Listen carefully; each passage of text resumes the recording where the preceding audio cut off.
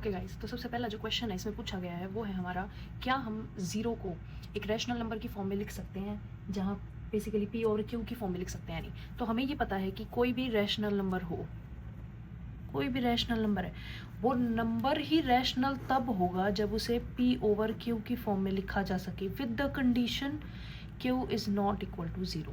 हमसे पूछा गया है क्या ये नंबर ज़ीरो हो सकता है, क्या ऐसा कोई केस है जिसमें ज़ीरो हो।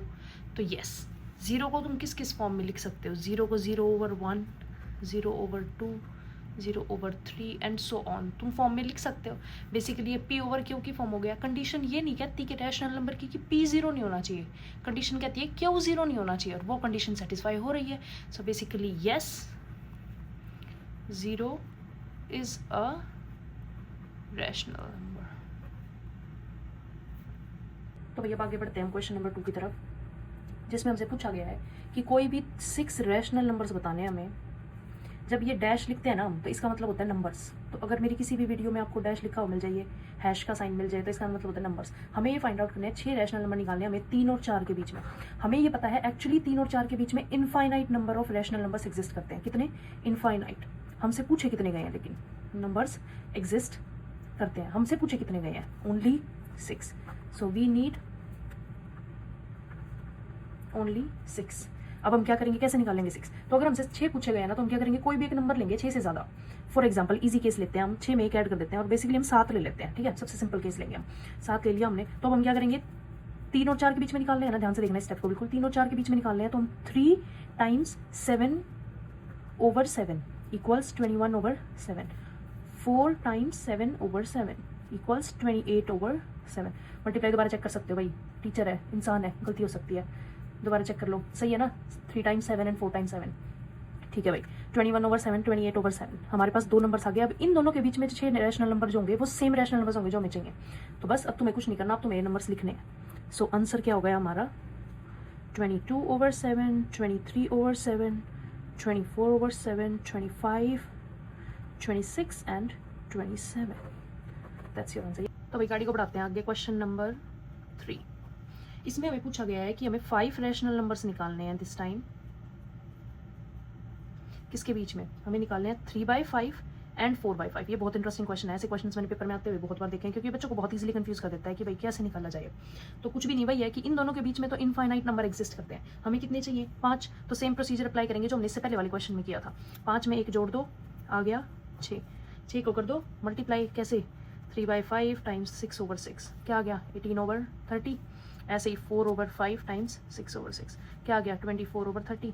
18 और 24 के बीच के नंबर्स लिख दो भाई जल्दी से, तो यही तुम्हारा आंसर हो जाएगा। क्या हो गया, 19/30, 20/30, 21/30, 22/30 एंड 23/30। 1 2 3 4 5, 5 ही हमें चाहिए थे, हमें हमारा आंसर मिल। तो भाई क्वेश्चंस इंटरेस्टिंग होते ही जा रहे हैं जैसे जैसे हम आगे बढ़ रहे हैं। तो फर्स्ट क्वेश्चन, इसमें 4th क्वेश्चन में क्या पूछा है हमें, ट्रू फॉल्स और साथ में रीजन देना है। तो सबसे पहला पार्ट है जिसका कि हर एक नेचुरल नंबर भी एक होल नंबर होता है। ओके, इसके लिए सबसे ज़्यादा जरूरी है पता होना तुम्हें कि नेचुरल नंबर्स होते कौन से हैं और होल नंबर्स कौन से होते हैं। नेचुरल नंबर होते हैं 1 से इन्फिनिटी तक के, और हमारे होल नंबर्स होते हैं 0 से इन्फिनिटी तक के। तो आप खुद भी देख सकते हो 1 से इन्फिनिटी तक के नंबर सारे इसके अंदर आएंगे, राइट। इनको अगर लिखने लगोगे तो 0 1 2 3 ऐसे करके तो लिखोगे, या बीच वाले को खा जाओगे और 0 to इन्फिनिटी जाओगे, नहीं ना, ये बीच वाले रहेंगे। तो ये बेसिकली होल नंबर्स होते क्या है तुम्हारे, 0 प्लस नेचुरल नंबर्स। प्लस का मतलब है ऐड नहीं करना, मतलब ये है कि 0 और, या फिर तुम इसको कोमा लगा लो, 0 कोमा नेचुरल नंबर्स। तो तुम्हारा आंसर क्या हो गया इसका, ट्रू। सेकंड पे बढ़ते हैं। हमारा सेकंड क्वेश्चन है कि हर इंटीजर एक होल नंबर होता है। तो ये इसका आंसर क्या होगा, बताओ भाई, क्या हर इंटीजर एक होल नंबर होता है? तो इसके लिए सबसे पहले पता होना चाहिए कि इंटीजर और होल नंबर्स में डिफरेंस क्या है। तो इंटीजर्स जो होते हैं वो होते हैं हमारे पॉजिटिव भी, हमारे नेगेटिव भी और 0 भी।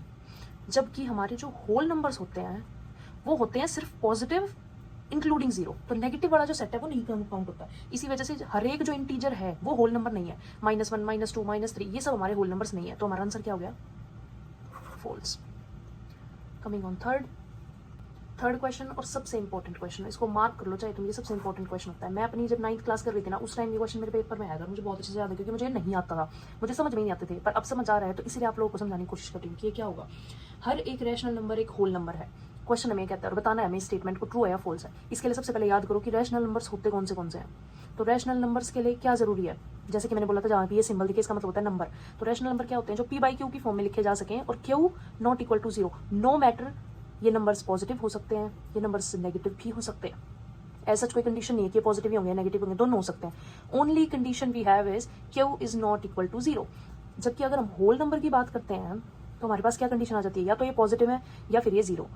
सही बात है। फॉर एग्जाम्पल अगर मैं ले लूँ एक एग्जाम्पल -3/7, ये एक नंबर ऐसा है जो रैशनल नंबर तो है लेकिन ये एक होल नंबर नहीं है, राइट। तो हमारी जो स्टेटमेंट है which says every rational number is a whole number, that is not true, and हमारा आंसर हो गया फॉल्स। तो अब हम कल मिलेंगे नेक्स्ट एक्सरसाइज के साथ, तब तक के लिए thank you so much guys for watching the video.